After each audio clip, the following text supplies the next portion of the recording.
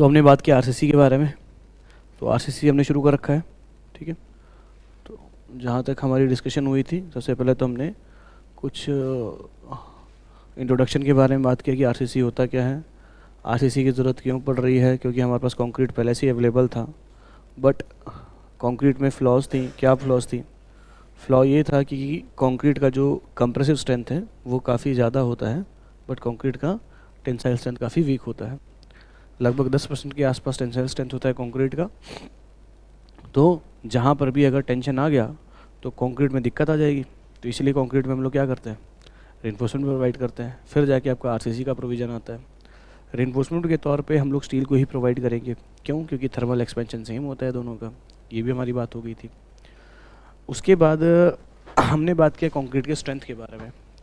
Concrete के strength की अगर हम बात करें तो कंक्रीट का जो स्ट्रेंथ होता है उसको हम लोग रिपोर्ट करते हैं in terms of that is characteristic strength. अब कैरेक्टरिस्टिक स्ट्रेंथ क्या होता है?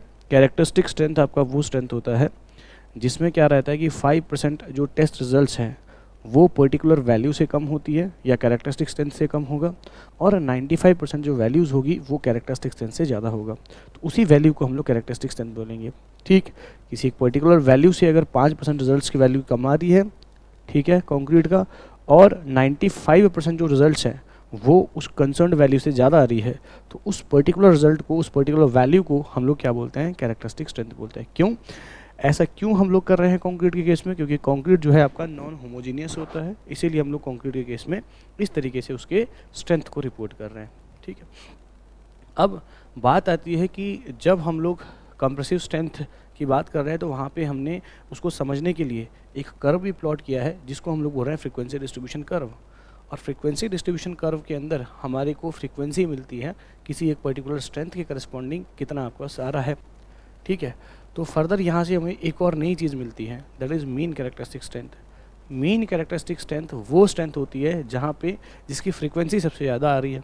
तो इसका मतलब जो हमने डिफरेंट क्यूब्स कास्ट किए हैं, जनरली क्यूब का साइज़ होता है आपका 150 mm, सही बात है कि नहीं? 150 mm का क्यूब हम लोग कास्ट कर रहे हैं। तो जो हमने क्यूब कास्ट किया है, तो जो हमने क्यूब कास्ट किया है उसमें ज़्यादातर स्ट्रेंथ जो है उस किसी एक पर्टिकुलर वैल्यू पे आ रही है, उस पर्टिकुलर वैल्यू को हम लोग बोलते हैं मीन कैरेक्टरिस्टिक स्ट्रेंथ, जिसकी फ्रीक्वेंसी सबसे ज़्यादा होती है। और ये मीन कैरेक्टरिस्टिक स्ट्रेंथ जो होता है, अगर हम इसके डेफिनेशन की बात करें तो 50% रिजल्ट जो है उस वैल्यू से कम होती है और 50% रिजल्ट उस वैल्यू से ज़्यादा होती है। इन दोनों के बीच में रिलेशन होता है। क्या रिलेशन होता है? FCK और FM के बीच में रिलेशन होता है, that is FCK is equals to कितना, FM इज इक्वल्स टू कितना, FCK plus 1.65 times of sigma. Sigma standard deviation. Standard deviation की वैल्यू कोड ने आपको दे रखा है। अगर 10 से 15 होगा तो सिग्मा की वैल्यू कितनी होती है? 3.5। और अगर हम बात करें 20 से 25 की बात करें तो कितना होता है वैल्यू आपका? 4। और अगर हम बात करें 30 एंड उसके ऊपर की बात करें तो 5 आपका रिजल्ट होता है। स्टैंडर्ड डिवीएशन आपको क्या बताता है? स्टैंडर्ड डिवीएशन आपको बताता है कि आपका जो क्वालिटी कंट्रोल है वो कितना है। जितना ज़्यादा स्टैंडर्ड डिवीएशन का वैल्यू, उतना ही ज़्यादा क्या होगा, उतना ही ज़्यादा आपका जो पुअर क्वालिटी कंट्रोल आपको देखने को मिलेगा, उतना ही वीक आपको कंक्रीट देखने को मिलेगा। और जितना कम स्टैंडर्ड डिवीएशन होगा उतना ही अच्छे क्वालिटी का कंट्रोल आपको देखने को मिलेगा, या क्वालिटी ऑफ कंक्रीट आपको बेटर देखने को मिल जाएगा, ठीक। अब बात करते हैं कि कितना क्यूब हम लोग कास्ट करते हैं, उसके बारे में बात किया हमने। नंबर ऑफ़ क्यूब्स की अगर हम बात करें तो वो डिपेंड करता है कि कितना सैंपल आप लोग उठा रहे हो। सैंपल की जब हम बात करते हैं तो एक सैंपल के अंदर हम लोग 6 से 8 क्यूब्स कास्ट करते हैं। और नंबर ऑफ़ सैंपल जो है वो डिपेंड कर जाता है कि कितना अमाउंट ऑफ कंक्रीट आप लोग कास्ट कर रहे हो। तो उसके लिए हमने एक टेबल बनाया था। जैसे हमने बात किया था कि अगर आपके पास कितना कंक्रीट आप लोग कास्ट कर रहे हो, जैसे हमने बात किया था कि अगर हम लोग कंक्रीट कास्ट कर रहे हैं कितना, फॉर एग्जांपल हम लोग कंक्रीट कास्ट कर रहे हैं 1 से 5 मीटर क्यूब का वॉल्यूम हमने कंक्रीट कास्ट कर रखा है, तो number of sample will be 1। अगर हमने 6 से 15 मीटर क्यूब कंक्रीट कास्ट कर रखा है तो number of sample will be 2। Similarly अगर हमने 50 मीटर क्यूब कंक्रीट हमने कास्ट कर रखा है तो उसके लिए 4 सैंपल हम लोग ले लेते हैं। एक सैंपल के अंदर 6 से 8 क्यूब्स हमने कास्ट कर रखे होते हैं। और जैसे ही 50 से ज़्यादा हो जाएगा तो उसके बाद आपको क्या करना है, हर एक 50 मीटर क्यूब वॉल्यूम के लिए आपको एक एक्स्ट्रा सैंपल आपको ऐड कर देना है। यहाँ तक की बात क्लियर है सबको?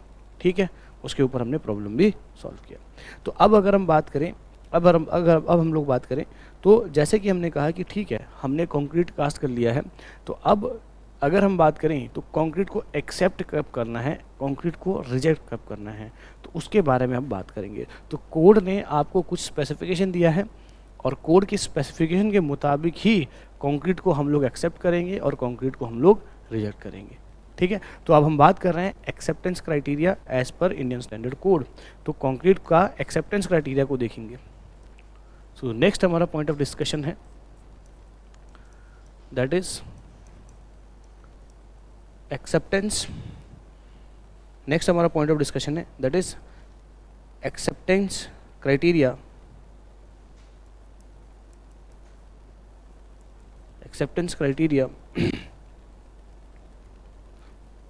for concrete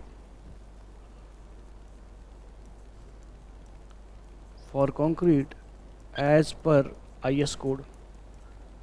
तो इंडियन स्टैंडर्ड कोड आपको एक्सेप्टेंस क्राइटेरिया के बारे में जानकारी दे रहा है कि कब आपको कंक्रीट को एक्सेप्ट करना है और कब आपको रिजेक्ट करना है, उसके बारे में जानकारी दे रहे हैं।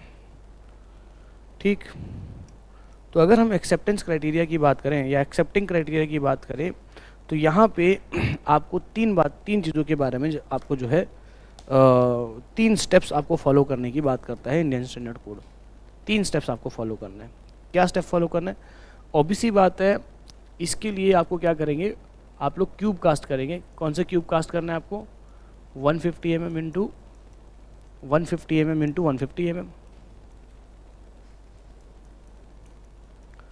तो ये हमारा साइज ऑफ क्यूब है जो हमने कास्ट कर रखा हुआ है। बोलो बात क्लियर है कि नहीं? ये सुनो। ठीक, तो सबसे पहली बात कोड क्या बोलता है कि जो भी आप लोग क्यूब कास्ट करोगे, उसका जो एवरेज स्ट्रेंथ होगा, कौन सा स्ट्रेंथ?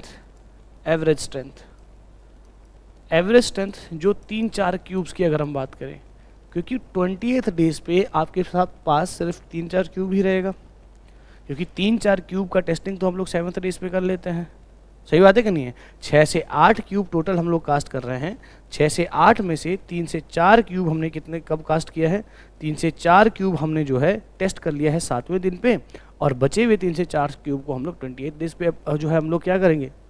चेक करेंगे। 28 डेज पे क्या करेंगे? हम लोग उसको स्ट्रेंथ चेक करेंगे। समझ में आ रहा कि नहीं आ रहा? तो जो 3 से 4 क्यूब हमारा 28वें दिन के लिए बचा रखा है, उन 3 से 4 क्यूब का आप लोग एवरेज स्ट्रेंथ कैलकुलेट करेंगे। एवरेज स्ट्रेंथ कैसे कैलकुलेट करते हैं? सिंपल एवरेज कैसे निकालते हैं? Simple mean. जैसे मान लो x1 plus x2 plus x3 by 3, तो इस तरीके से सिंपल एवरेज। तो अब कोड क्या बोलता है? ये जो एवरेज स्ट्रेंथ है, अब कोड क्या बोल रहा है? ये जो एवरेज स्ट्रेंथ है, वो एवरेज स्ट्रेंथ कितना होना चाहिए उसके बारे में बात कर रहा है। तो कोड ये बोलता है कि जो एवरेज वैल्यू है किसके? ये जो कंक्रीट का एवरेज वैल्यू है, ग्रेड की बात करें फॉर M15 एंड अबव, क्या बोल रहा है कि ये जो एवरेज वैल्यू है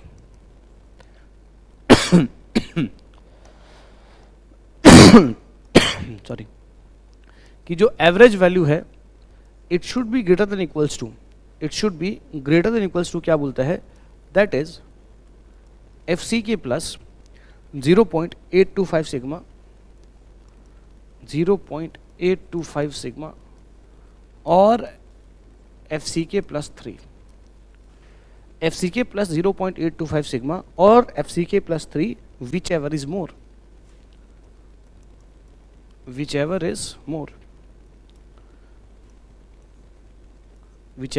मोर। कहने का मतलब है, ऑब्वियसली बात है, ये जो 3-4 क्यूब आपके बचे हुए हैं, इन 3-4 क्यूब का आपको एवरेज स्ट्रेंथ निकालना है, एवरेज वैल्यू निकालना है, और जो एवरेज वैल्यू होगा वो कितना होना चाहिए? वो FCK plus 0.825 sigma, where sigma is the standard deviation, और FCK प्लस 3, FCK मतलब वो ग्रेड का कंक्रीट जो आप लोग कास्ट करना चाह रहे हो। समझ रहे क्या? ये आपका कैरेक्टरिस्टिक स्ट्रेंथ होगा उस कंक्रीट का।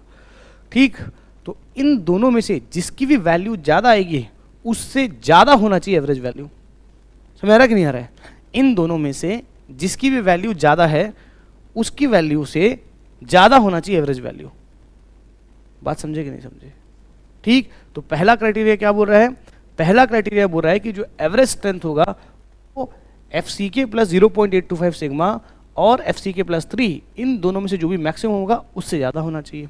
तो पहला क्राइटेरिया आपको ये दे दिया। बोलो बात समझ में आ रहा है कि नहीं आ रहा है? बोलो यार ऐसा नो। पहला क्राइटेरिया समझ में आया कि नहीं आया? पहला क्राइटेरिया समझ में आया कि नहीं आया? चलिए, तो ये आपका पहला क्राइटेरिया हो गया। ठीक है जी। अब बात करते हैं सेकंड क्राइटेरिया के बारे में। अब दूसरा क्राइटेरिया, दूसरा क्राइटेरिया आपको कोड क्या बोलता है?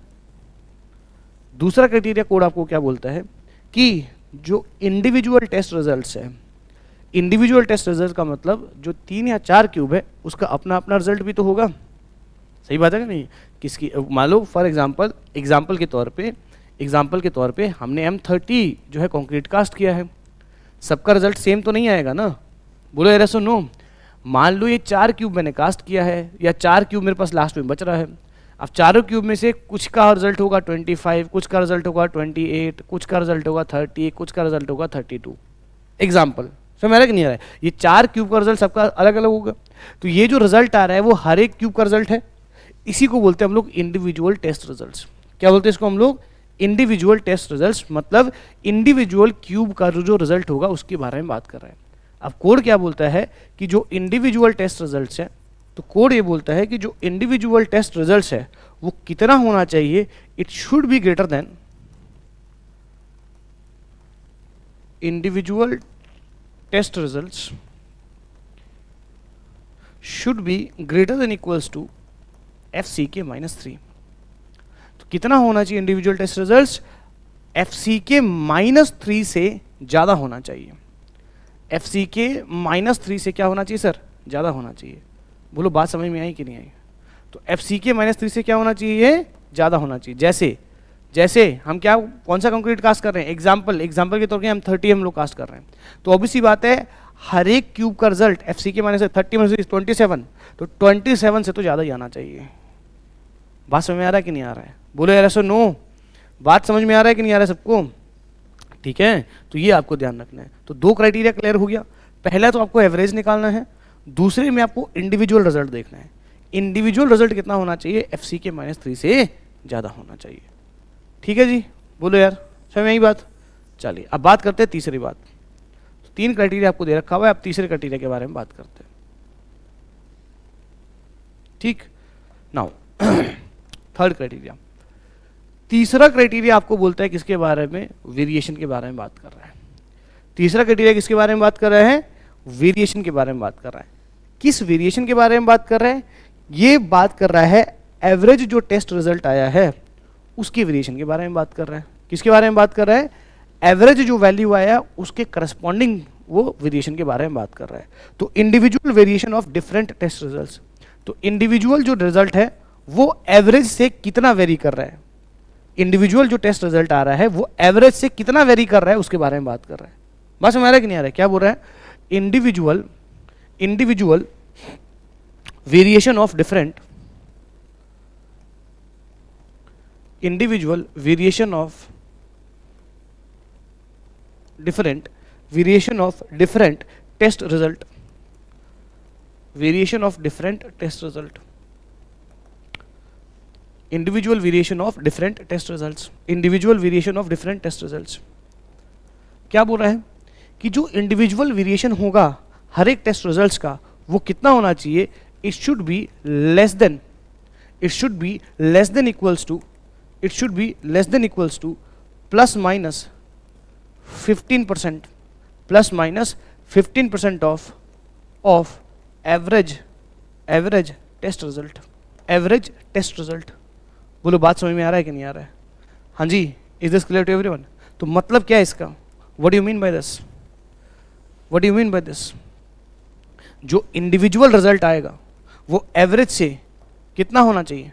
वो एवरेज वैल्यू देखो यार ध्यान से, ये एवरेज वैल्यू है, this is your average value. जो इंडिविजुअल रिजल्ट होगा एवरेज से -15% और +15%। समझ आ रही है? तो इन दोनों के बीच में होना चाहिए इंडिविजुअल रिजल्ट। इसी को बोला individual variation of different test results. तो इंडिविजुअल वेरिएशन कितना होना चाहिए? एवरेज से -15% कम और +15% ज़्यादा, इसके बीच में होना चाहिए इंडिविजुअल रिजल्ट्स का। अगर ये तीनों क्राइटेरिया सेटिस्फाई हो जाता है, आपका ये तीनों क्राइटेरिया सेटिस्फाई हो जाता है, तब जाके आप लोग साइट पे कंक्रीट को एक्सेप्ट करोगे। बात समझ में आ रहा है कि नहीं आ रहा है? तब जाके आप लोग साइट पे कंक्रीट को क्या करोगे, एक्सेप्ट करोगे। अदरवाइज आप लोग उसको क्या करोगे, इनवैलिड घोषित करोगे। अदरवाइज क्या घोषित करोगे आप लोग, उसको इनवैलिड जो है उसको अनाउंस कर दोगे। बोलो बात समझ में आई कि नहीं आई, यस और नो? अब ये तीनों स्टेप आपके लिए इंपॉर्टेंट है, ये तीनों स्टेप्स आपके लिए इंपॉर्टेंट है, क्योंकि एग्जाम में आपसे ये पूछ लेता है कि इंडिविजुअल टेस्ट रिजल्ट कितना होना चाहिए, एक्सेप्टिंग क्राइटेरिया लेके तीनों क्राइटेरिया आपको पता होने चाहिए। बोलो बात क्लियर है, यस और नो? हाँ जी, यस और नो? ठीक। तो अगर ये क्राइटेरिया आपके सेटिस्फाई नहीं होते हैं, if this criteria is not satisfied, then this announce to be what, उसको हम लोग इनवैलिड बोलेंगे। क्या बोलेंगे उसको हम लोग, इनवैलिड बोलेंगे। तो तीनों में से कोई भी क्राइटेरिया सेटिस्फाई नहीं हुआ तो कंक्रीट आपका इनवैलिड हो जाएगा। इनवैलिड मतलब इसको आप लोग यूज नहीं कर सकते। कोई भी, तीनों ही सेटिस्फाई होने चाहिए। इनमें से कोई भी सेटिस्फाई नहीं हुआ, मतलब कोई एक भी सेटिस्फाई नहीं हुआ, सीधा इनवैलिड, खत्म, कहानी वहीं पे खत्म हो जाएगी। समझ में आई बात कि नहीं आई? तो यहाँ पे पॉइंट करके लिखो लास्ट में, पॉइंट करके लिखो लास्ट में, if this condition is not satisfied, you have not fulfilled, if these conditions not fulfilled, then test results is considered invalid। तो कंक्रीट को हम लोग फिर इनवैलिड करार दे देंगे। ठीक है, तो बातें क्लियर है सबको? बोलो यार सुनो। आगे बात करें, इसको अप्लाई करके देखते हैं। ठीक है, तो इसको अप्लाई करके देखते हैं कि किस तरीके से अब हम बात करेंगे। आप टेबुलर फॉर्म में इसको समझने की कोशिश करेंगे, एक टेबल सा बनाएंगे ताकि आपको चीज़ें क्लियर हो जाए।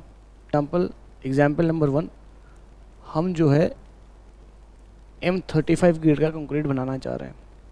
कौन सा कंक्रीट बना रहे हैं हम लोग? M35 का कंक्रीट बनाना चाह रहे हैं। तो M35 ग्रेड का हमने कंक्रीट बनाना था, तो उसके लिए हमने टेस्टिंग किया। ठीक है, क्यूब्स कास्ट किए, उसके लिए टेस्टिंग किया और क्यूब्स कास्ट किए, और क्यूब्स कास्ट करने के बाद वी नो दैट 3 से 4 क्यूब हम लोग चेक कर लेते हैं। कब? 3 से 4 क्यूब हम लोग 7वें दिन में चेक कर लेते हैं, और बचे हुए 3 से 4 क्यूब को हम लोग जो है कब? 28वें दिन चेक करते हैं।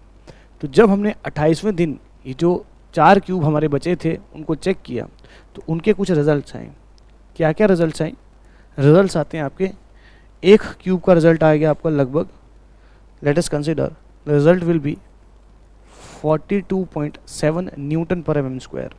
ठीक है, एक का आ गया 41.3 न्यूटन पर mm स्क्वायर, एक का आ गया आपका 34.2 न्यूटन पर mm स्क्वायर, और एक की वैल्यू आ गई 39। तो एक की वैल्यू आ गई 39। ये 4 क्यूब हमारे पास बचे थे, इन 4 क्यूब का रिजल्ट आ गया ये। अब मुझे ये बताना है कि क्या ये कंक्रीट जो हमने कास्ट कर रखा हुआ है, इसको हम एक्सेप्ट करें या इनवैलिड घोषित करें। अब इसके लिए कोड ने आपको 3 स्टेप बताया है। सबसे पहला स्टेप क्या बोल रहा है? सबसे पहला स्टेप कोड ने क्या बोला आपको बताओ? सबसे पहला स्टेप उसने क्या बोला कि जो एवरेज वैल्यू है, अब जो एवरेज वैल्यू है वो कितना होना चाहिए? It should be greater than equals to how much? FCK plus 0.825 sigma और FCK प्लस 3, उससे ज़्यादा होना चाहिए। बोलो बात क्लियर है कि नहीं? अब देखो ज़रा, तो एक्सेप्ट करने के लिए पहले तो मुझे एवरेज रिजल्ट फाइंड आउट करना है। क्या फाइंड आउट करना है मुझे? पहले एवरेज वैल्यू मुझे फाइंड आउट करना है। बोलो यस और नो? ठीक, एवरेज वैल्यू के बाद उसके बाद पहला क्राइटेरिया क्या बोलता है? पहला क्राइटेरिया क्या बोलता है कि जो आपके पास एवरेज वैल्यू है उसको एक्सेप्ट करने का तरीका। तो एवरेज वैल्यू को एक्सेप्ट करने का तरीका। सेकेंड क्राइटेरिया आपको क्या बोलता है? सेकेंड क्राइटेरिया क्या बोलता है भाई? Individual test results. Second criteria क्या बोलता है? Individual test results, individual test results. और लास्ट क्राइटेरिया क्या है आपका?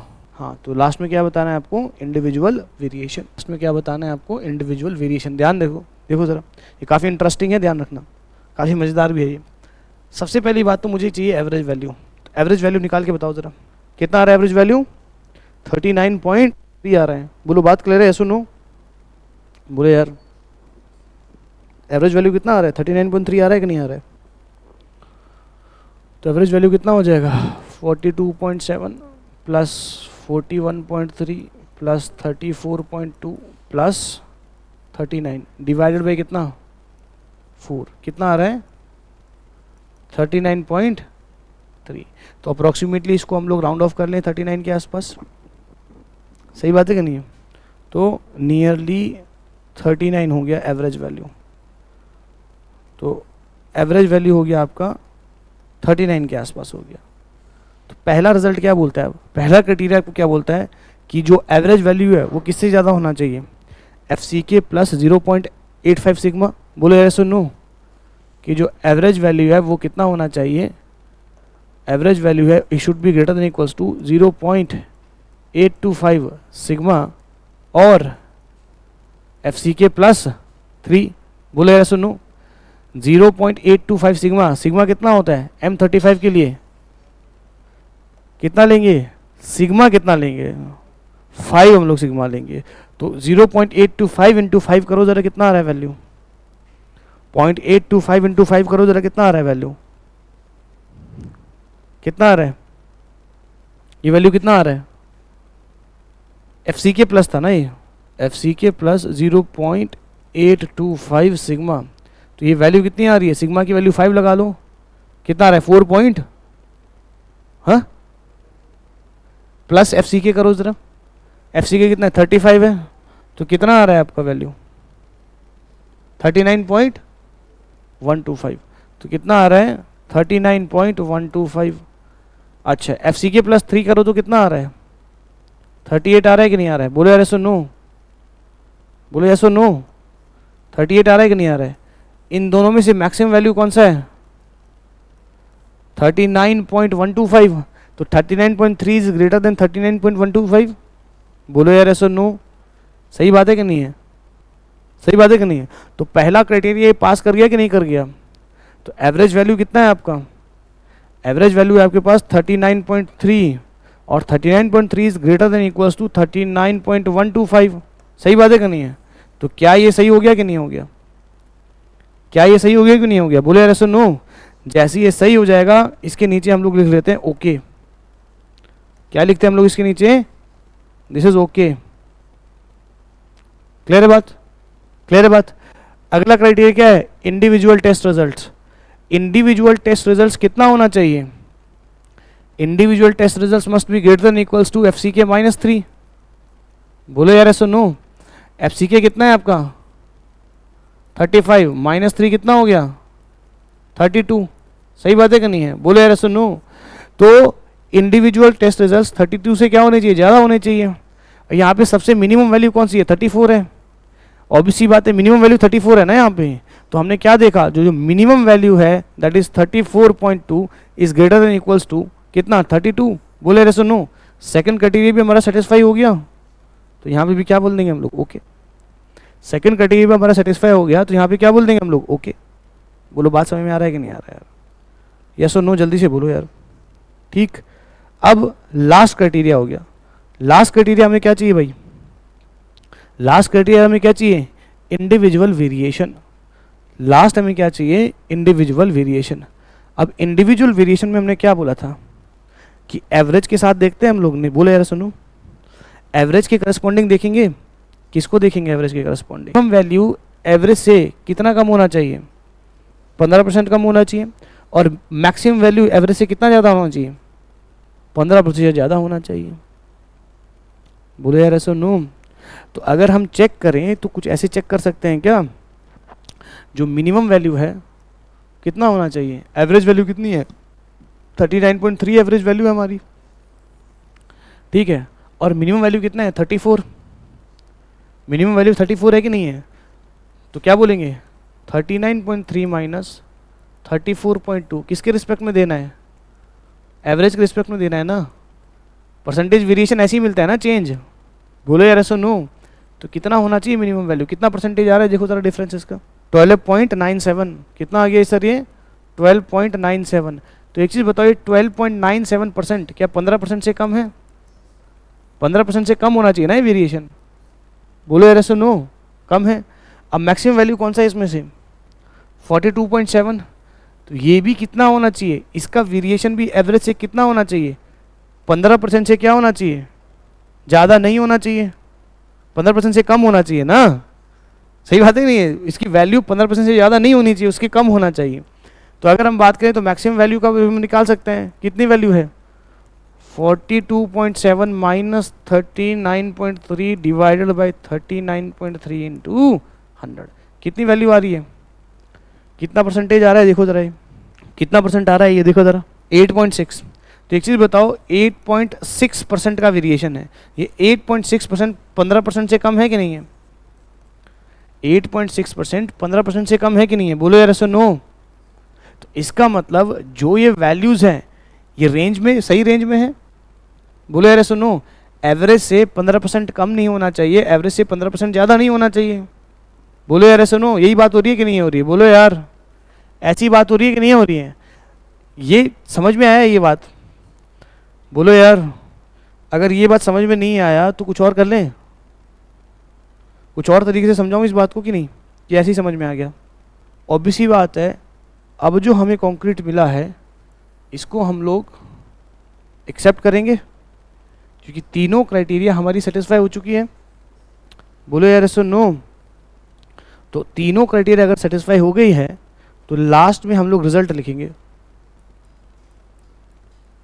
लास्ट में हम लोग रिजल्ट लिखेंगे, और रिजल्ट में क्या लिखेंगे हम लोग, ओके, और साथ में क्या लिखेंगे, पास, ठीक है। तो ये कंक्रीट आपका क्या हो गया है, पास हो गया है। बात समझ आ रहा है कि नहीं आ रहा है, क्योंकि इसने सारी क्राइटेरिया को सेटिस्फाई कर लिया। अगर ये इंडिविजुअल वेरिएशन समझ में नहीं आ रहा है तो एक काम करो, एक काम करो, 39.3 हमारा क्या था, एवरेज वैल्यू था। एक काम करो, इसका 15% निकालो जरा, 39.3 का 15% निकालो। अरे 15 इंटू 100 करो, 15 डिवाइडेड बाई 100, 15% हो जाएगा। कितना आ रहा है, 5.89। अब एक काम करो, एक काम करो, 39 प्लस 5.89 और 39 माइनस 5.89, ये आसान भाषा में समझा रहा हूँ मैं इस वेरिएशन को, करो जरा। 39.3 माइनस 5.89 एंड 39.3 प्लस 5.89, प्लस कर रहे हैं तो कितना आ रहा है सर, 45,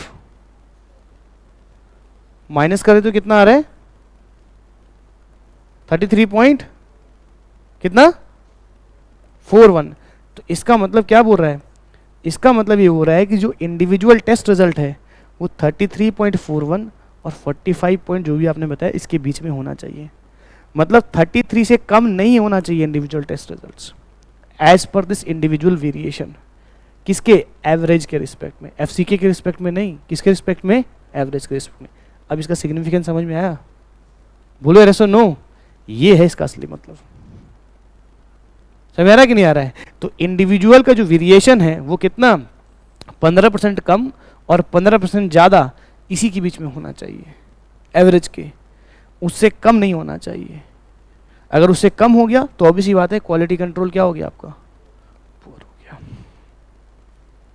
समझे बात को, बोलो यार यस और नो, ठीक है। तो ये बहुत आसान तरीके से समझा दिया मैंने आपको।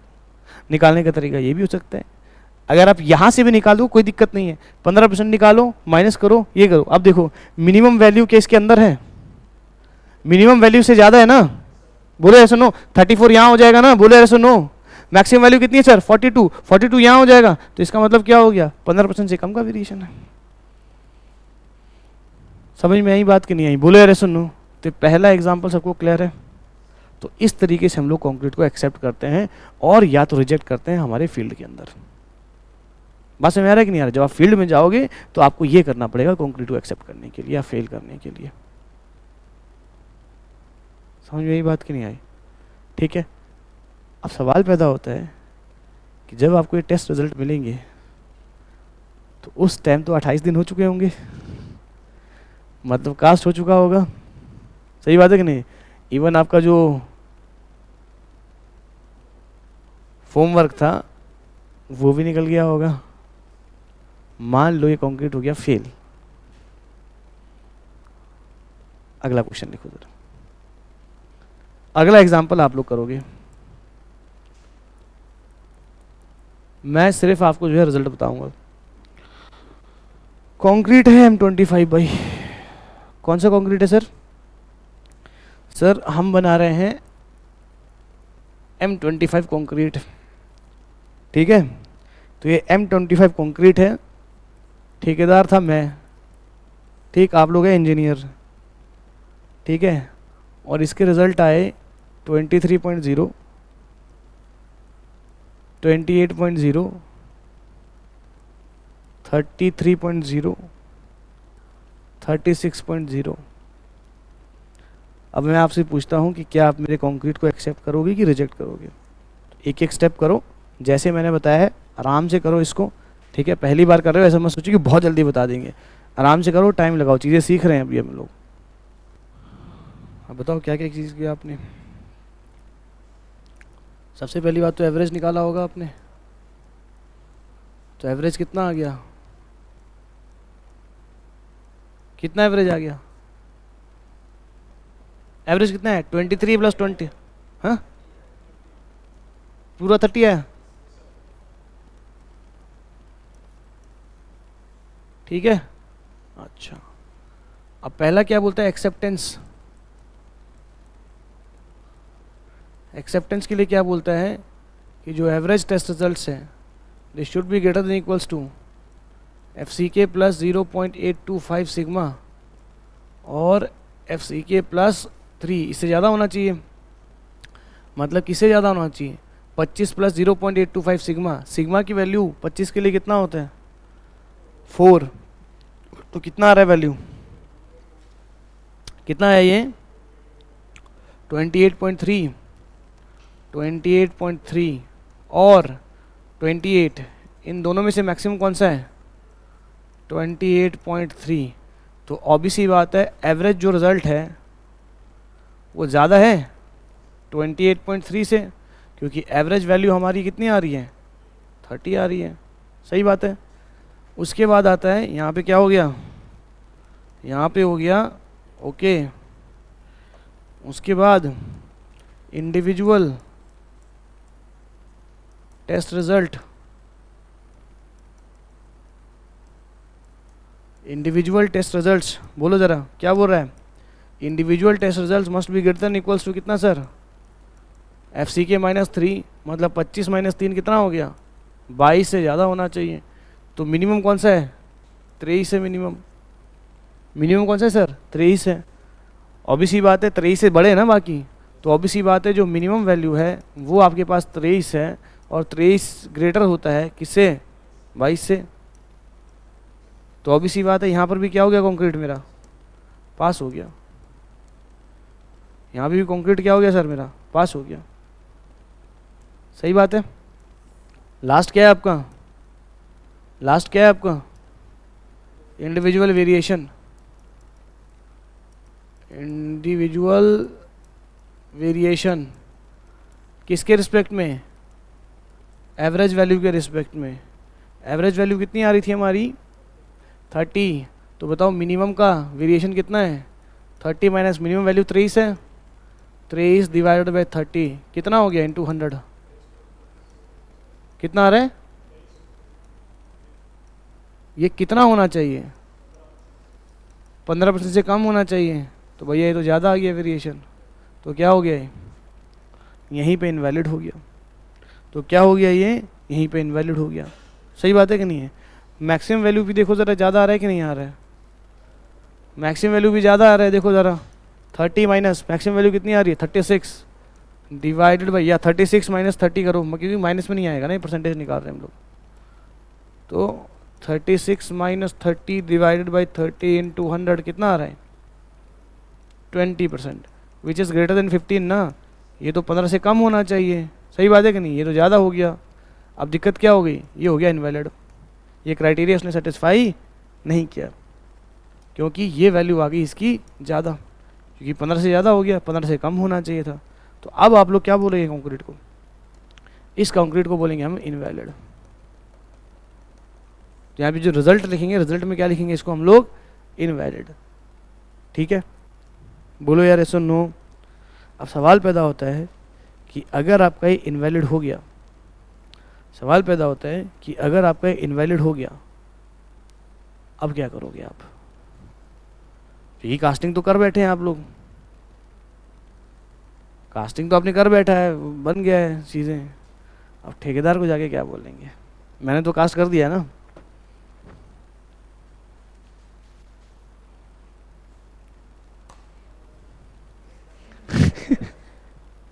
क्या ली?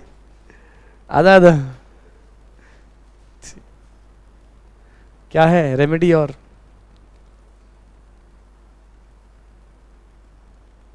क्या करोगे अब?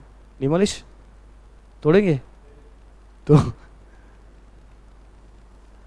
क्या करोगे बताओ? इंजीनियर आप हो, मैं तो ठेकेदार हूं, बताओ क्या करोगे अब?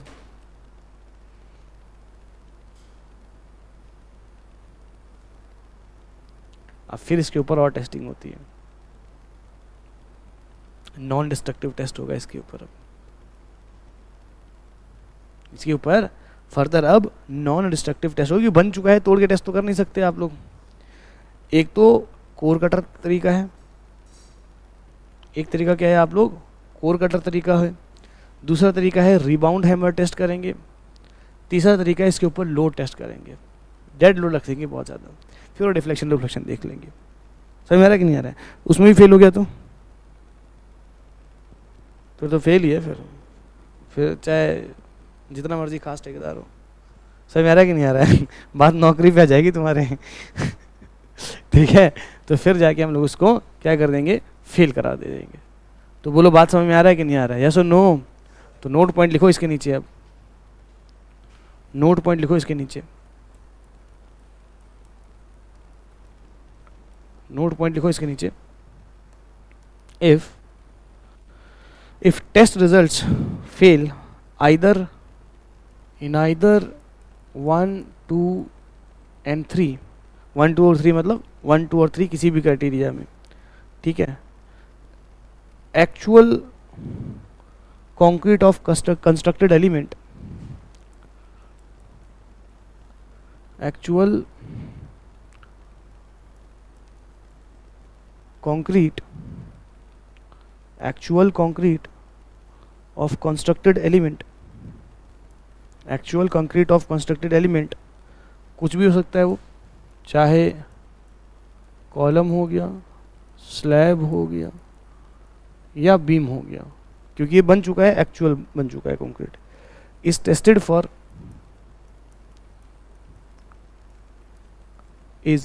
For core cutting, is tested for core cutting, ठीक, rebound hammer,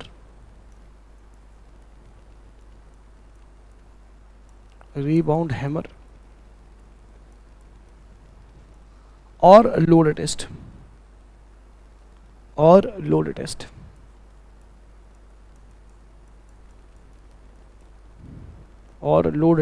में परफॉर्म, तो इसके बाद भी हमारे पास रेमेडी है, सीधे नहीं तोड़ना है, ठीक है,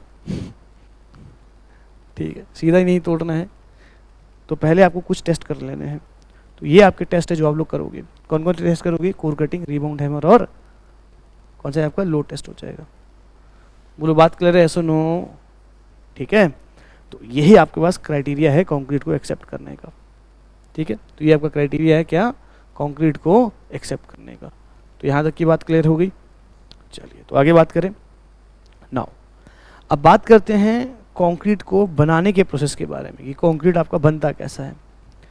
जैसे कि हमने बात किया जब हम कंक्रीट के ग्रेड की बात करें तो यहाँ पे हम लोग बोल रहे हैं ये एम एग्जाम्पल की अगर हम बात करें तो कंक्रीट के ग्रेड की जब हम बात कर रहे हैं तो मैंने बोला कंक्रीट के ग्रेड को हम लोग रिप्रेजेंट करते हैं जैसे M30 हो गया या M25 हो गया, कुछ इस तरीके से। यहाँ पे जो M है ये M शब्द रिप्रेजेंट करता है मिक्स को, और ये होता है आपका कैरेक्टरिस्टिक स्ट्रेंथ, ठीक। अब अगर हम मिक्स की बात करें तो मिक्स का मतलब क्या है? अगर हम मिक्स की बात करें तो मिक्स का मतलब क्या है? मिक्स का मतलब ये है कि कंक्रीट को हमने किस तरीके से बनाया है।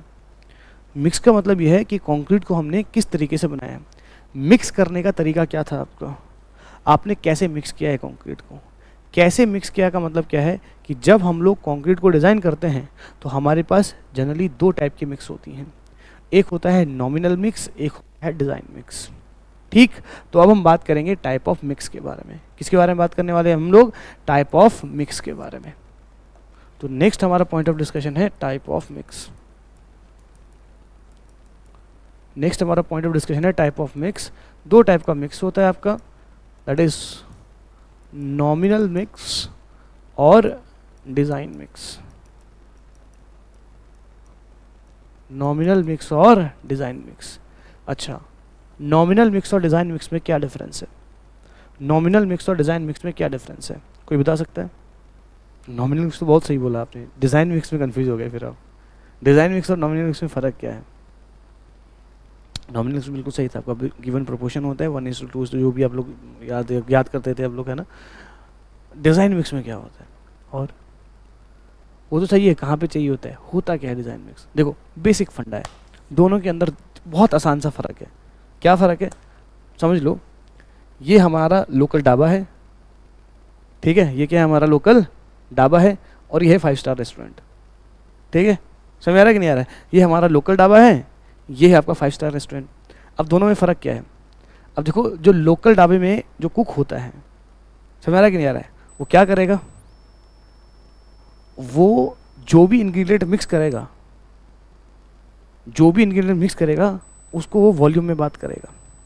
जैसे जैसे आपको क्या बोलेगा, 2 चम्मच ये लगा लो, 2 चम्मच हल्दी लगा लो, नमक स्वाद अनुसार। समझ आ रहा है कि नहीं आ रहा है? जो भी चीज़ बताएगा वो आपको एक वॉल्यूम में बताएगा। बात समझ आ रहा है कि नहीं आ रहा है? लास्ट में जो टेस्ट आएगा वो इमेजिन कर लेगा कि वैसा टेस्ट आएगा ही आएगा। समझ आ रहा है कि नहीं? एग्जाम्पल के लिए समझ लो कि ये अपनाओ लोकल ढाबे वाला है, ठीक है, तो ये क्या कर रहा है, वो ये आपको वॉल्यूम बताएगा, 2 चम्मच हल्दी, 2 चम्मच जीरा, डिंगा फलाना टमकाना, वॉल्यूम में बात कर रहा है, ठीक है। और ये इमेजिन कर लेगा कि जो हम लोग टेस्ट चाहते हैं वो टेस्ट आएगा ही आएगा, इमेजिन करेगा। और बाद में अलग बात है आए या ना आए, हो सकता है आएगा, हो सकता है ना आए। अब ये है वो 5 स्टार वाला संजीव कपूर। समझ आ रहा है कि नहीं आ रहा है? अब ये क्या करेगा, जो भी इंग्रेडिएंट्स आपको बताएगा वो वेट के टर्म्स में बताएगा। कैसे? 2 ग्राम चीनी, 5 ग्राम आपका हल्दी हो गया, 5 ग्राम आपका अदरक हो गया, तो मतलब कि ये वेट के टर्म्स में बताएगा। समझ आ रहा है कि नहीं आ रहा है? बोले रहे सुनो, बेसिक डिफरेंस ये है, ये वॉल्यूम के टर्म्स में बताएगा, ये वेट के टर्म्स में बताएगा। और साथ में 5 स्टार में क्या होता है, हर एक इंग्रेडिएंट की क्वालिटी इंश्योर करते हैं। सही बात है कि नहीं है? और यहाँ पे हर एक इंग्रेडिएंट की क्वालिटी होगा क्या, जो भी सस्ता होगा वही चखा होगा इसने। बात में आ रहा है कि नहीं आ रहा है? ये डिफरेंस है, बेसिक डिफरेंस ये है, खत्म बात। अब बात करते हैं टेक्निकली, ठीक है, अब हमेशा याद रहेगा ये। अब टेक्निकली बात करते हैं। नॉमिनल मिक्स की अगर हम बात करें तो नॉमिनल मिक्स हम लोग ऐसी जगह के लिए हम लोग रेफर करते हैं जो हमारे लेस इंपॉर्टेंस वाला काम होता है। जनरली आपने छोटे ग्रेड का कंक्रीट बनाना है तो यहाँ पे नॉमिनल मिक्स, सिंपल प्रोपोर्शंस आपको दे रखी होती हैं, वॉल्यूम के टर्म में आपका वो प्रोपोर्शन होता है, और वॉल्यूम के टर्म्स में ही हम लोग यहाँ पे इंग्रेडिएंट्स को मिक्स करते हैं। बात समझ में आ रहा है कि नहीं आ रहा है? यहाँ पे हम लोग ये अज्यूम कर लेते हैं कि जो भी हमें डिजायर स्ट्रेंथ चाहिए वो अचीव हो जाएगा, ये अज्यूम करेंगे। बात समझ में आ रहा है कि नहीं आ रहा है? होगा या नहीं होगा वो बाद में पता लगेगा, ये अज्यूम कर लेते हैं यहाँ पे। Are you getting my point, yes और नो? ठीक, तो डिजायर स्ट्रेंथ यहाँ पे अचीव कर लेते हैं, अचीव करेंगे ये सोच लेंगे, ये बेसिक चीज है। और अगर हम बात करें किसकी, डिजाइन मिक्स की, डिजाइन मिक्स के अंदर हम लोग क्या करते हैं कि यहाँ पे हर एक इंग्रेडिएंट जो भी आप लोग यूज कर रहे हो, चाहे आप कंक्रीट यूज कर, चाहे आप लोग सीमेंट यूज कर रहे हो, सीमेंट की क्वालिटी को इंश्योर करेंगे पहले। आप लोग यहाँ पे फाइन एग्रीगेट्स यूज कर रहे हो, उसकी क्वालिटी भी अच्छी होनी चाहिए। कोर्स एग्रीगेट यूज कर रहे हो, ऑब्वियस सी बात है उसकी क्वालिटी भी आपको इंश्योर करोगे। वाटर जो होगा उसका क्वालिटी भी आपका इंश्योर होगा। बात समझ में आ रहा है कि नहीं आ रहा है? हर चीज़, हर इंग्रेडिएंट को यहाँ पे जो है एक प्रॉपर तरीके से इंडिविजुअल जो पार्टिकल्स होगा, इंडिविजुअल जो आपके इंग्रेडिएंट्स होंगे, उन सब के क्वालिटी को इंश्योर करके यहाँ पे यूज़ किया जाएगा। और फर्दर यहाँ पे जो मिक्सिंग होती है वो प्रोपोर्शन हम लोग सेट करते हैं प्रॉपर वाटर सीमेंट रेशियो के साथ, प्रॉपर आईएस कोड के टेबल्स यहाँ पे होंगी, और साथ के साथ लास्ट में हम लोग वेट के टर्म्स में ही इंग्रेडिएंट्स को यहाँ पे रिपोर्ट करेंगे। तो इसी को बोलते हैं हम लोग डिज़ाइन मिक्स। ये बेसिक फंडा है दोनों का। और जहाँ पे इंपॉर्टेंस ज़्यादा होगा स्ट्रक्चर का, वहाँ पे हमेशा कोड आपको बोलता है कि आपको डिज़ाइन मिक्स ही यूज़ करना है। क्या बोलते हैं कोड? आपको डिज़ाइन मिक्स ही यूज़ करना है आपको। बोलो बात समझ में आ रहा है कि नहीं आ रहा है? क्लियर है बात? ठीक है। और आरसीसी की जब हम बात करते हैं तो आरसीसी के केस में जो मिनिमम ग्रेड होता है कंक्रीट का वो कितना होता है? 20। तो minimum grade for RCC work is कितना? M20। 20 जो आपका M20 है ये आपका मिनिमम ग्रेड होता है कंक्रीट का। बात समझ में आ रहा है कि नहीं आ रहा है? बोलो यार ऐसा नो। समझ में आई बात सबको? चलिए, तो नॉमिनल मिक्स और डिजाइन मिक्स क्लियर हो गया? यस। चलो भाई, सबसे पहले आप नॉमिनल मिक्स के बारे में बात करते हैं। तो सबसे पहली बात, तो नॉमिनल मिक्स की बात करें तो it can be used for ordinary grade of concrete. किसके लिए यूज कर सकते हैं हम लोग? ये ऑर्डिनरी ग्रेड ऑफ कंक्रीट के लिए यूज कर सकते हैं। ठीक है।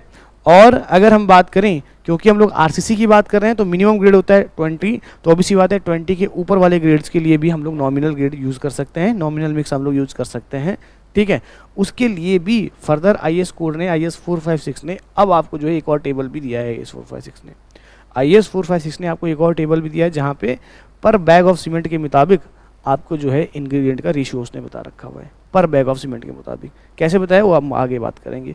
ठीक है। तो अगर हम बात करें तो it can be used for nominal mix की, अगर हम बात करें it can be used for ordinary mix of concrete, should not be used for, general की बात कर रहे हैं, it should not, generally it should not be used, generally it should not be used for, generally it should not be used for grade greater than,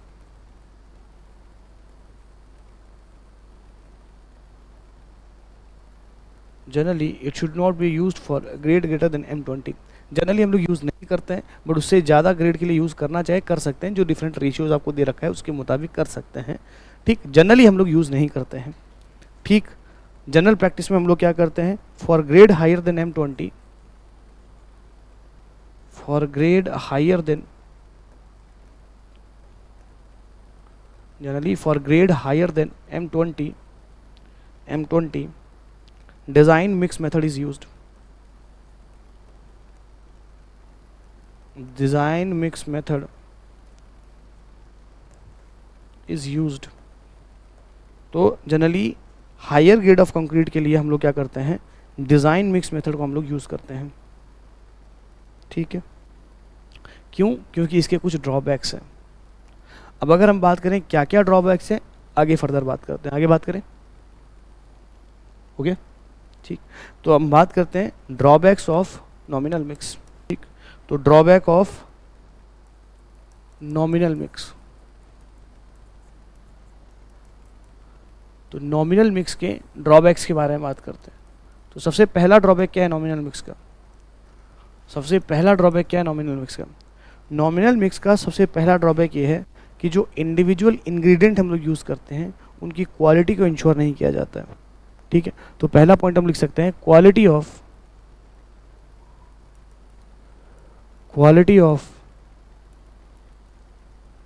individual quality of individual ingredient is not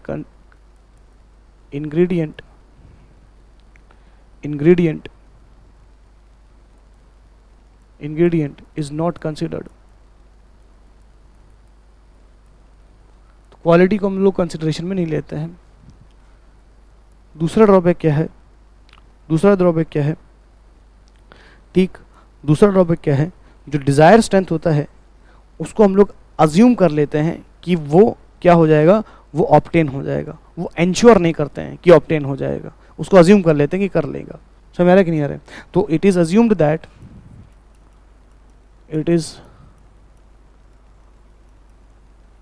that desired strength, it is assumed that the desired strength required will be obtained,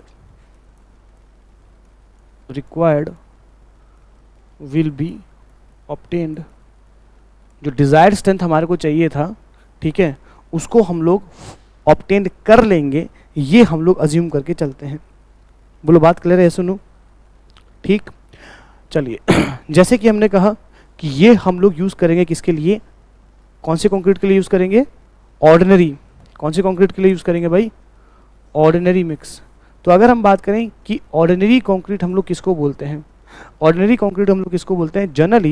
generally अगर हम बात करें तो on the basis of grade of the concrete, on the basis of grade of the concrete, M10 से लेके M20 के आसपास ये जो कंक्रीट का ग्रेड होता है इसको हम लोग बोलते हैं ordinary grade of concrete, ordinary grade, ठीक है। और फर्दर अगर हम बात करें M25 से लेके M55 तक, कितना सर? M25 से लेके M55 तक, ये कौन सा ग्रेड होता है? ये आपका स्टैंडर्ड ग्रेड होता है। This is your standard grade of concrete. ज़्यादातर इसी में हम लोग यूज़ करते हैं कंक्रीट को, ठीक। और बेसिकली अगर हम बात करें M60 से लेके M100 तक, ये क्या होगा आपका? High strength concrete. कौन सा होता है आपका? हाई स्ट्रेंथ कंक्रीट या high grade concrete, high grade concrete. अब ध्यान से देखो जरा, ये वाला कंक्रीट हम लोग माइनर वर्क्स के लिए करते हैं, ये वाला कंक्रीट का ग्रेड हम लोग माइनर वर्क्स के लिए करते हैं, जैसे पैच वर्क हो गया, जैसे हमने आपका ये क्या नाम है, फाउंडेशन वर्क हो गया, समझ आ रहा है कि नहीं आ रहा है, ठीक है, उसमें हम लोग यूज़ करते हैं जनरली। और अगर हम बात करें स्टैंडर्ड ग्रेड की, तो जनरली जो हम लोग घर वर बनाते हैं वो स्टैंडर्ड ग्रेड से ही बनता है। आपका M20 M30 के आसपास का कंक्रीट हम लोग बना लेते हैं, ठीक है। और अगर हम M60 और M100 की बात करें, तो जो आपको अगर हम बात करें तो ये आपका हो गया RCC वाला काम, इसमें इसके अंदर होता है, PCC वाला काम इसके अंदर होता है, प्लेन सीमेंट कंक्रीट का। और अगर हम बात करें M60 M100 तक, ये प्री स्ट्रेस, जो प्री स्ट्रेस वाला कंक्रीट होता है ना, उसका ग्रेड ये होता है M60 से लेके M100 के बीच में। जो प्री स्ट्रेस कंक्रीट होता है उसका ग्रेड जो होता है इसके बीच में होता है, जो प्री स्ट्रेस कंक्रीट होता है इसका ग्रेड जो होता है इसके बीच में होता है। बोलो बात समझ में आ रहा है कि नहीं आ रहा है? यस और नो? ठीक है। तो ऑर्डिनरी ग्रेड के लिए हम लोग क्या यूज़ करते हैं? हम लोग नॉमिनल मिक्स को हम लोग यूज़ करते हैं। बोलो यार बात समझ में आई सबको? यस और नो? आगे बात करें यार, चलिए आगे बात करते हैं। नाउ जैसे कि मैंने आपको कहा था, क्या कहा था?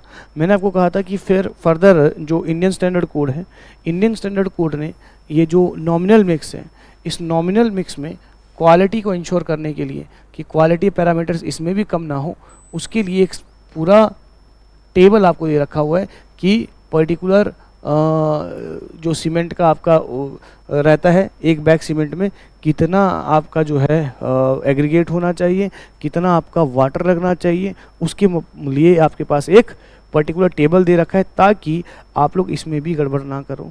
समझ आ रहा है कि नॉमिनल मिक्स में भी ज़्यादा गड़बड़ ना हो, उसको इंश्योर करने के लिए IS कोड ने कुछ आपको रिकमेंडेशन दे रखे हैं। और ध्यान रखना, ये जो टेबल हम लोग प्लॉट करेंगे उस टेबल से सवाल आपके एग्जाम में आता है। क्लियर है बात? तो यहाँ पे नोट पॉइंट करके लिख ले, पहले यहाँ पे पहले नोट पॉइंट करके लिख लेते हैं, नोट पॉइंट करके लिख लेते हैं पहले। दैट इज, एक मिनट, यहाँ पे नहीं आएगा, इसको पिछले ही पेज पे लिखना पड़ेगा, अगला पेज लगा लेते हैं, ठीक है। तो यहाँ पे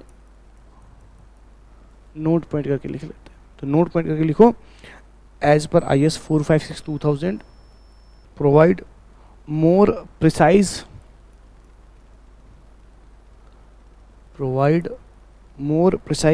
nominal mix,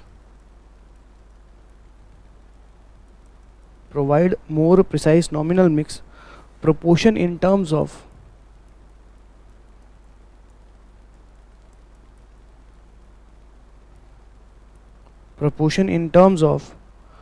total mass of aggregate,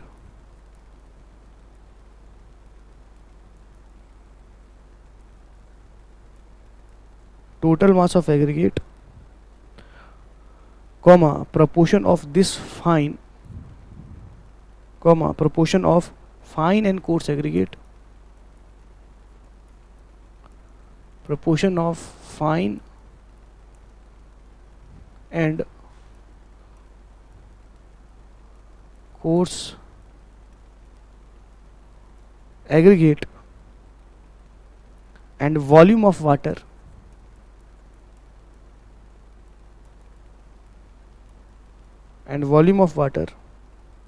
used in 50 kg of cement.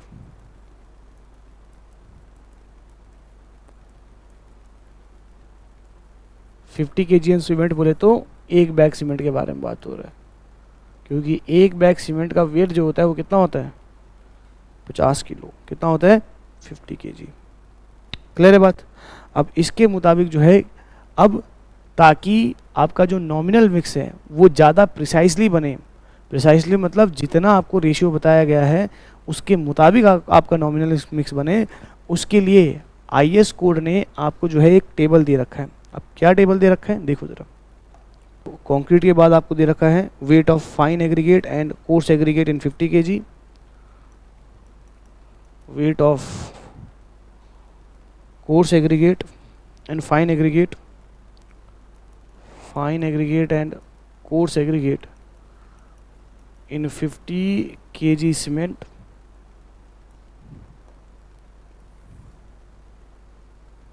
ठीक। रेशियो दे रखा है आपको fine aggregate is to coarse aggregate, and further water का वेट दे रखा है लास्ट में,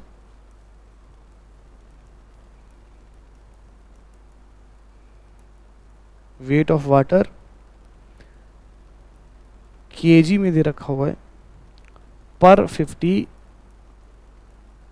kg सीमेंट,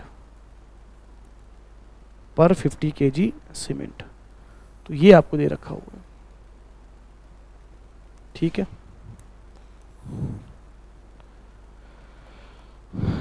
देखो ज़रा क्या बोल रहा है ये।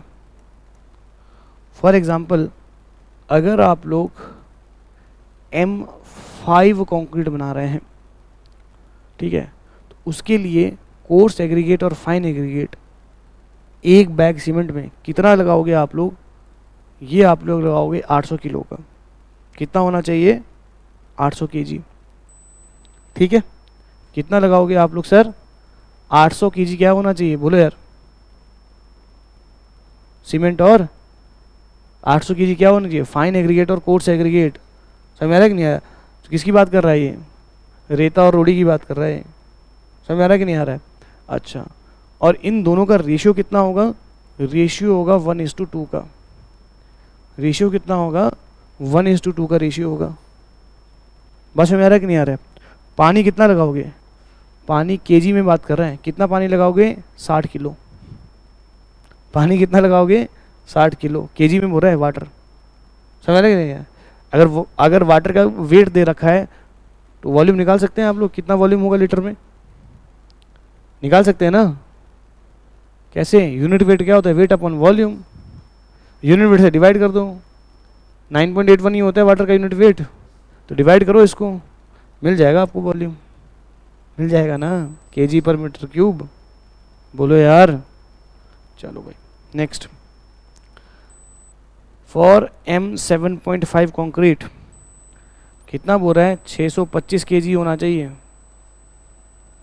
रेशियो सेम है, कितना है 1:2, पर रेशियो की अगर हम बात करें तो फाइन एग्रीगेट और कोर्स एग्रीगेट का जो अपर लिमिट होता है रेशियो का कितना होना चाहिए, मैक्सिमम जो अपर लिमिट होता है वो होता है आपका 1:1 कितना, अपर लिमिट कितना होता है 1:1.5, अपर लिमिट है 1:1.5, और लोअर लिमिट कितना होता है, लोअर लिमिट होता है 1:2 कितना 4.25, कितना होता है 1:2.5, सॉरी 1:2.5, ये आपका लोअर लिमिट होता है। समझ आ रहा है कि नहीं आ रहा है, बोलो यार। ये upper limit lower limit clear है सबको, हाँ जी। अच्छा, अब इसके लिए वाटर कितना है, M7.5 के लिए वाटर है आपका 45 kg। कितना पानी है, 45 kg। ठीक है, अब अगर हम बात करें किसके बारे में बात करें, अब बात आती है M10 की।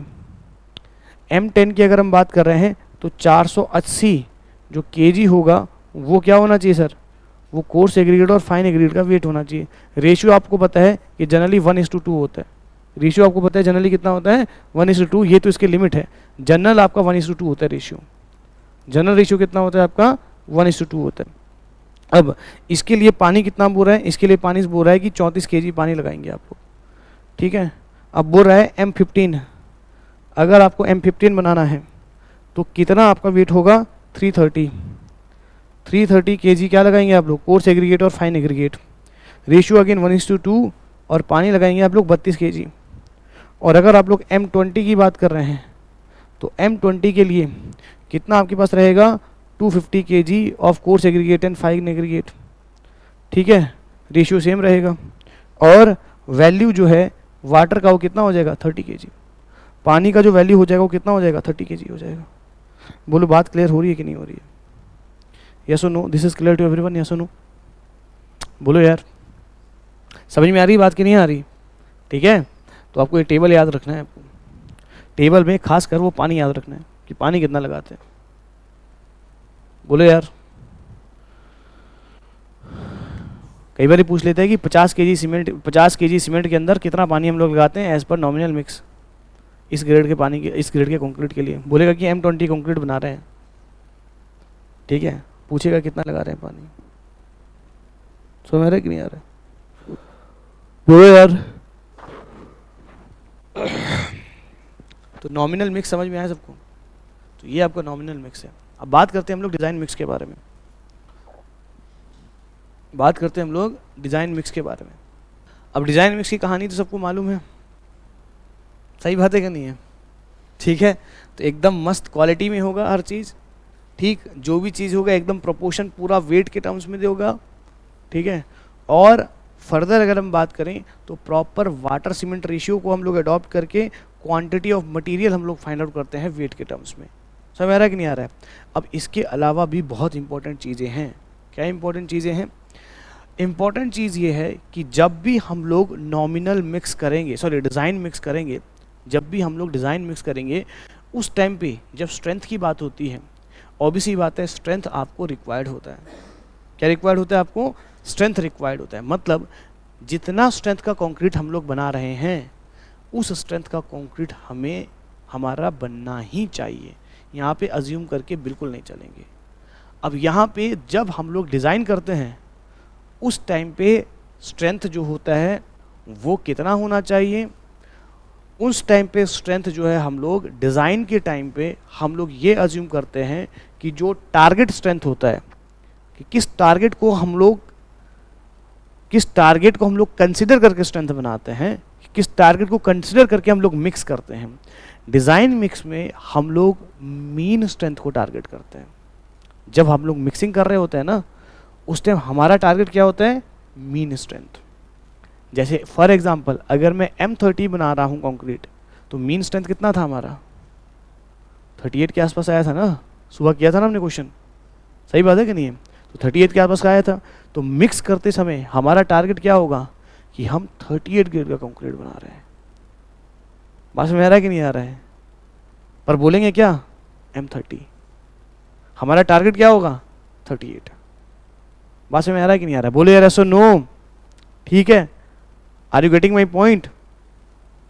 ठीक, और डिजाइन मिक्स के टाइम पे हम लोग ये भी इंश्योर करेंगे जो क्यूब कास्ट होगा, जो आपका क्यूब कास्ट होगा, जो हम टेस्ट करने के लिए क्यूब कास्ट करेंगे, उसका जो स्ट्रेंथ होगा क्यूब का वो कितना होना चाहिए, FC के उसका जो क्यूब का जो स्ट्रेंथ होगा, उसका जो क्यूब 3-4 क्यूब होंगे, उन 3-4 क्यूब का जो एवरेज स्ट्रेंथ होगा वो FCK प्लस 0.825 सिग्मा और FCK प्लस 3 इन दोनों से ज़्यादा हो।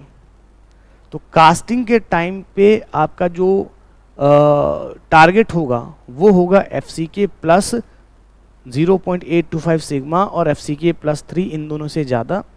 और मिक्सिंग जब मिक्स कर रहे होंगे उस टाइम जो आपका टारगेट होगा वो होगा मीन स्ट्रेंथ। और ध्यान रखना, ये सवाल पूछ लेता है कि डिज़ाइन मिक्स में मिक्सिंग के टाइम पे आप लोग किस टारगेट को हिट करके या किस टारगेट को लेके आप लोग मिक्स करते हैं। तो उस टाइम हम लोग मीन स्ट्रेंथ को टारगेट करके मिक्स करते हैं। कहानी समझ में आई कि नहीं आई? बोलो यार, ऐसे नो पक्का? तो पॉइंट करके लिखते हैं। तो डिज़ाइन मिक्स की अगर हम बात करें तो सबसे पहला पॉइंट क्या है?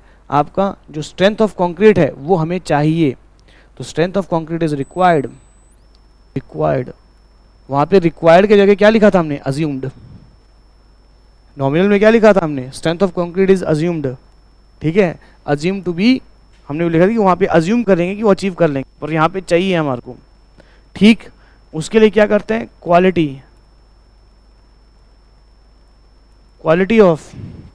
Quality of actual sample of materials.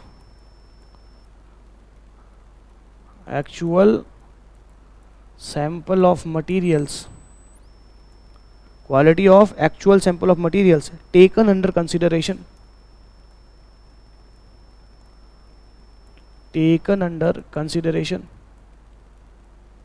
तो जो एक्चुअल कंपोनेंट है, जो एक्चुअल मटेरियल है, उसके जो क्वालिटी है उसको हम लोग इंश्योर करके चलेंगे।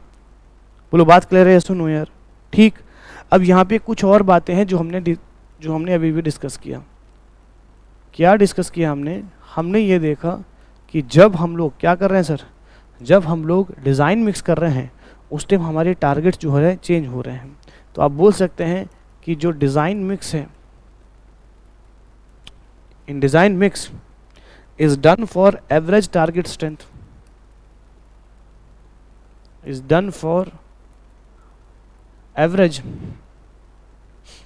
Target strength, average target strength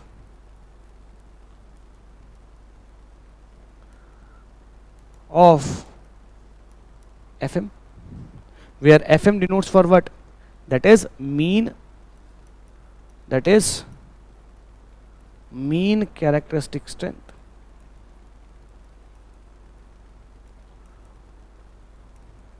तो मीन कैरेक्टरिस्टिक स्ट्रेंथ के लिए हम लोग डिज़ाइन करते हैं डिज़ाइन मिक्स के अंदर।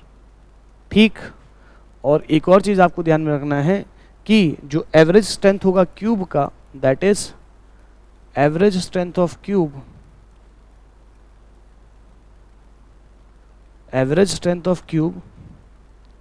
At any time of design mix,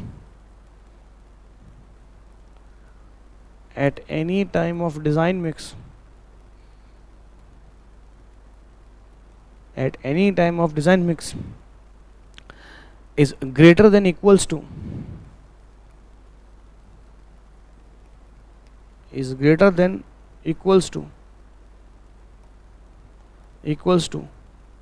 FCK plus 0.825 sigma और FCK plus 3 और FCK plus 3। बोलो बात क्लियर है? सुनो, FM को टारगेट कर रहे हैं, ये तो FM को टारगेट कर रहे हैं, is equals to FCK plus कितना होता है FM? 1.625 ना, 1.65 FM तो ये हो गया ना। हाँ, तो किसी भी टाइम डिज़ाइन मिक्स हम लोग करते हैं किसके लिए? ध्यान से सुनना, डिज़ाइन मिक्स हम लोग करते हैं किसके लिए? डिज़ाइन मिक्स करते हैं हम लोग मीन स्ट्रेंथ के लिए। तो इसका मतलब जब आप लोग क्यूब को टेस्ट करते हो तो किसी भी टाइम पे एट एनी टाइम जो क्यूब का स्ट्रेंथ होगा वो लगभग कितना होना चाहिए?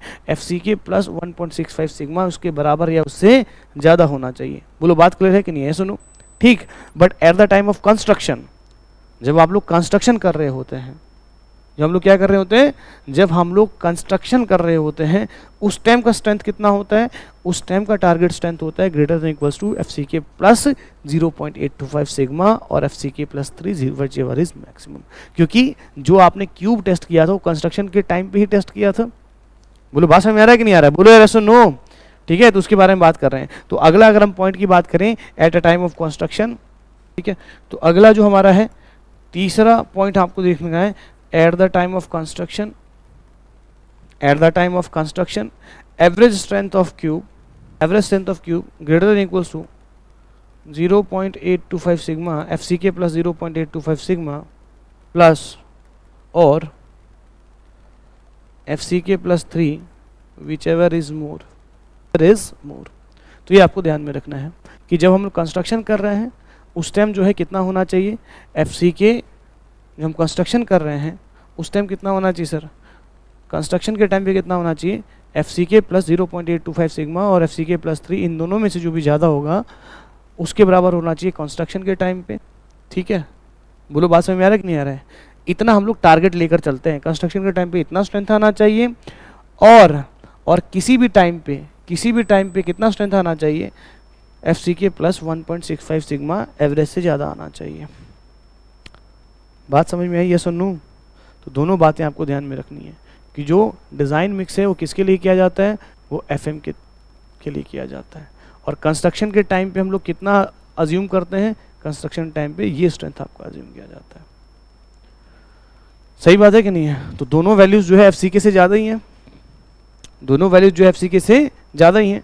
तो कहीं ना कहीं डिज़ाइन मिक्स में हम लोग FCK से ज़्यादा कैरेक्टरिस्टिक स्ट्रेंथ से ज़्यादा स्ट्रेंथ को टारगेट करके मिक्स कर रहे हैं। ऑब्वियस सी बात है, जो भी स्ट्रेंथ मेरे को रिक्वायर्ड होगा, जो भी स्ट्रेंथ मेरा डिज़ायर होगा वो तो अचीव हो ही जाएगा। फिर जो भी स्ट्रेंथ मेरा रिक्वायर्ड होगा, जो भी स्ट्रेंथ मेरा डिज़ायर होगा वो तो अचीव हो ही जाएगा ना, वो तो जेन्युइन सी बात है। फिर समझे बात को कि नहीं समझे?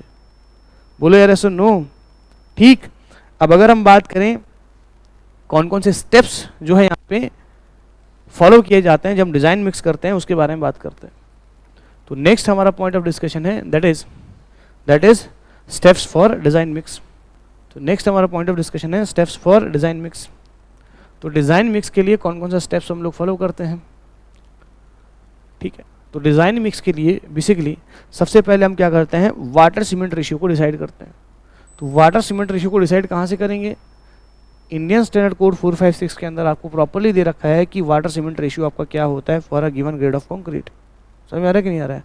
तो सबसे पहली बात हम क्या करेंगे, decide water cement ratio. Decide water cement ratio based on concrete required. Water cement ratio आपको कहाँ से मिलेगा, ये आपको मिलेगा IS कोड के अंदर।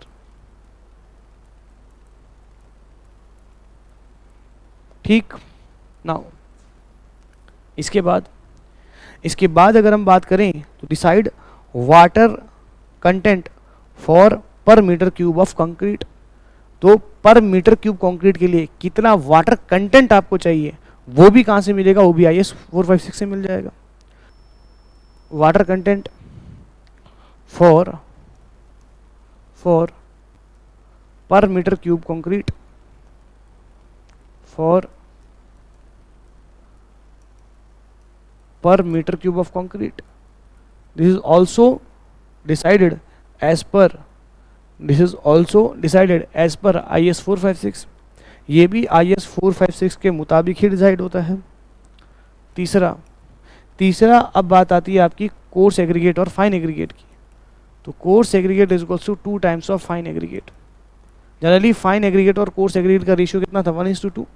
बोले यार ऐसा नो, बस वही है, यहाँ पे कोई अलग नहीं किया है हमने। समझ आ रहा है कि नहीं आ रहा है? वही किया है हमने, कोई अलग नहीं किया है। ठीक है, चौथी बात अगर हम करें तो अब यहाँ पे क्या होता है, अब हम लोग क्वांटिटी जो मटेरियल का रिक्वायर्ड है उसको फाइंड करते हैं और उसको फाइंड किया जाता है एब्सोल्यूट वॉल्यूम थ्योरी से। किसे फाइंड आउट किया जाता है, एब्सोल्यूट वॉल्यूम थ्योरी का यूज़ करके हम लोग एग्जैक्ट क्वांटिटी फाइंड आउट करते हैं डिफरेंट मटेरियल्स का। तो नेक्स्ट हमारा पॉइंट ऑफ डिस्कशन क्या है कि quantity of material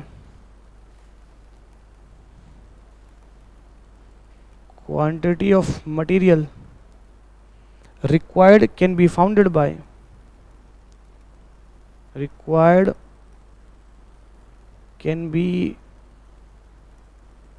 founded by absolute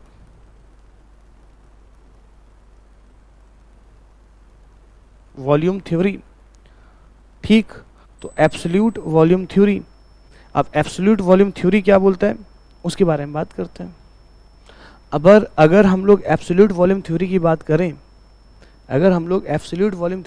करें, तो अगेन क्या बात हो रही है, वॉल्यूम के रिस्पेक्ट में बात हो रही है। तो वॉल्यूम के रिस्पेक्ट में हम लोग वेट फाइंड आउट करते हैं। कैसे फाइंड आउट करते हैं, क्योंकि हम एक रिलेशन जानते हैं, बेसिक की बात करते हैं। आ जाओ, हम जानते हैं कि यूनिट वेट जो होता है वो होता है किसके बराबर, वेट अपॉन वॉल्यूम के बराबर होता है। किसके बराबर होता है? वेट अपॉन वॉल्यूम के बराबर। अब जो भी हमने कंक्रीट कास्ट करना है, कंक्रीट का क्वांटिटी तो हम लोग वॉल्यूम में ही फाइंड आउट कर रहे हैं। क्वांटिटी का, कंक्रीट का क्वांटिटी तो हम लोग किस में फाइंड आउट करते हैं? वॉल्यूम में ही रिपोर्ट कर रहे हैं ना। बोले ऐसे नो? ठीक है, अब वॉल्यूम में ही रिपोर्ट कर रहे हैं। अब हम लोग क्या करेंगे, एक यूनिट वॉल्यूम के लिए, किसके लिए? एक यूनिट वॉल्यूम के लिए, या आप बोल सकते हैं 1 मीटर क्यूब कंक्रीट के लिए कितने कंपोनेंट्स लगाने हैं वो फाइंड आउट करेंगे हम लोग। बात समझ आ रहा है कि नहीं आ रहा है? अब पानी क्या क्या लगेगा कंक्रीट के अंदर, बताओ जरा, एक चीज बताओ, कंक्रीट के अंदर क्या क्या लगेगा? अब अगर मैं वॉल्यूम की बात करूं तो वॉल्यूम को मैं कैसे लिख सकता हूं सर? वॉल्यूम को मैं लिख सकता हूं वेट अपॉन यूनिट वेट। बोलो यार ऐसा नो, ऐसे लिख सकता हूं कि लिख सकता हूं? सही बात है कि नहीं है? अब जितने भी इंग्रेडिएंट्स लगाने हैं सबके वॉल्यूम को ऐड कर दूं तो वो सारा रिजल्टेंट 1 मीटर क्यूब का कंक्रीट बनना चाहिए। क्या बनना चाहिए? 1 मीटर क्यूब का कंक्रीट बनना चाहिए। अगर 1 मीटर क्यूब के कंक्रीट के लिए मैं क्वांटिटी बता रहा हूं तो ऑब्वियस सी बात है, आप जितना मर्जी बढ़ा दो यार, क्या दिक्कत है? किसी के लिए बता सकते हैं ना फिर हम। बोलो यार ऐसा नो। जैसे अगर हम बात करें तो क्या क्या लगना है, बोलो। सीमेंट लगना है ना, तो सीमेंट का वॉल्यूम कैसे निकालेंगे? Weight of cement to the unit weight of cement. ये आ गया सीमेंट का वॉल्यूम। क्या आ गया? ये सीमेंट का वॉल्यूम, इतना वॉल्यूम सीमेंट लगेगा। प्लस और क्या लगना है? Fine aggregate, weight of fine aggregate to the unit weight of fine aggregate. बोलो बात क्लियर है? और क्या लगना है? कोर्स एग्रीगेट लगना है, weight of coarse aggregate to the unit weight of coarse aggregate. और क्या लगना है? पानी लगना है, weight of water to the unit weight of water. बोलो बात समझ में आ रहा है कि नहीं आ रहा है? और साथ में क्या करेंगे, साथ में इनको मिक्स होने के लिए, कुछ गैसेस को लिबरेट होने के लिए इसमें कुछ वॉइड भी छोड़ देते हैं हम लोग। कितना वॉइड छोड़ते हैं हम लोग? 2% वॉइड छोड़ेंगे। कितना वॉइड छोड़ेंगे? 2% वॉइड छोड़ेंगे। तो वॉइड प्लस वॉइड कितना हो जाएगा? ये सारा मिला के कितना होना चाहिए? Is equals to 1 metre cube. Is equals to कितना सर? 1 मीटर क्यूब का कंक्रीट बन जाएगा। कितना बन जाएगा? 1 मीटर क्यूब का कंक्रीट बन जाएगा। और वॉइड की बात करें तो वॉइड कितना होगा? ये 2%। कितना होगा वॉइड? ये 2%। 2% बोले तो 2/100, 2/100 बोले तो 0.02। 0.02 क्या छोड़ देंगे हम लोग? वॉइड छोड़ देंगे। बोलो बात समझ में आ रहा है कि नहीं आ रहा है? और हमने एक बात क्या हमने कंक्लूड किया था शुरू में, याद है? मैंने बोला था कि यहाँ पे वेट के टर्म्स में सारी क्वांटिटी निकालते हैं। बोले यार सुनो, तो बताओ यहाँ पे वेट के टर्म्स में बताओगे आप यहाँ पे? यूनिट वेट तो सबका मालूम है आपको। बोले यार यूनिट वेट सबका मालूम है ना, वेट के टर्म्स में लगाओगे आप जो भी क्वांटिटी लगाओगे। बोले यार सुनो, इसी को बोला जाता है एब्सोल्यूट वॉल्यूम थ्योरी। समझ में आई बात कि नहीं आई? और इसी के बेसिस पे आपके न्यूमेरिकल्स बनते हैं, इसके बेसिस पे ही आपके न्यूमेरिकल बनते हैं। तो हमारा कंक्रीट मिक्स भी हो गया। ठीक है जी, बोलो यार। चलो काफ़ी आज के लिए इतना, ठीक।